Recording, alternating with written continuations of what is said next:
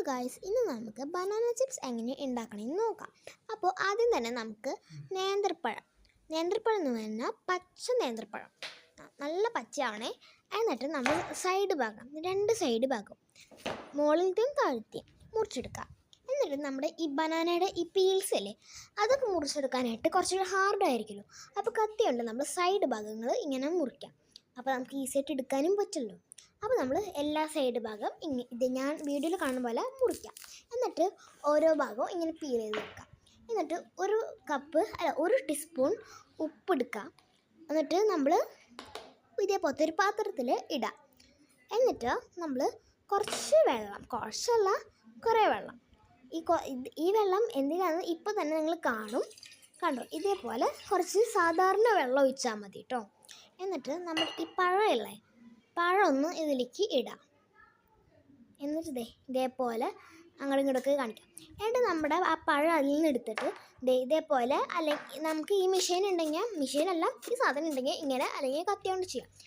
എന്നിട്ട് ഇതേപോലെ നമുക്കിങ്ങനെ കിട്ടും. ലൈറ്റായിട്ട് ചെയ്താൽ മതി കേട്ടോ.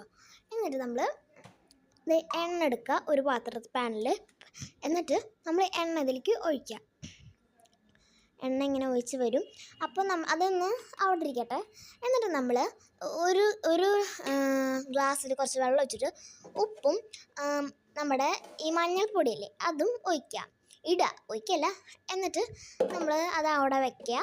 ഇനി നമ്മൾ നമ്മുടെ ഈ പാനിൽ ഈ ഓരോന്നായിട്ട് നമ്മുടെ ഈ പഴം ഇടാം. പഴത്തിൻ്റെ ഓരോ പീസായിട്ട് ഇങ്ങനെ ഒരുമിച്ചിടുകയാണെങ്കിൽ അത് കട്ടായിട്ട് ഇട്ടിട്ടോ. ഒരുമിച്ച് കൂട്ടിപ്പിടിക്കും. അപ്പോൾ അങ്ങനെ ഇടാണ്ട് ഒന്നിച്ച് ഇടാം കേട്ടോ. എന്നിട്ട് നമ്മുടെ ആ ഒരു വെള്ളമല്ലേ, മറ്റേ മഞ്ഞൾപ്പൊടിയും ഉപ്പിട്ട് അതൊന്ന് ഇളക്കി കൊടുക്കാം നന്നായിട്ട്. എന്നിട്ട് ഇതേപോലെ കാണും. എന്നിട്ട് ഇതിപ്പോൾ നിങ്ങൾ കേൾക്കുമ്പോൾ നല്ല ശബ്ദമൊക്കെ ഉണ്ടാവും. ഇത് നല്ല ശബ്ദം ഉണ്ടാവും കേട്ടോ.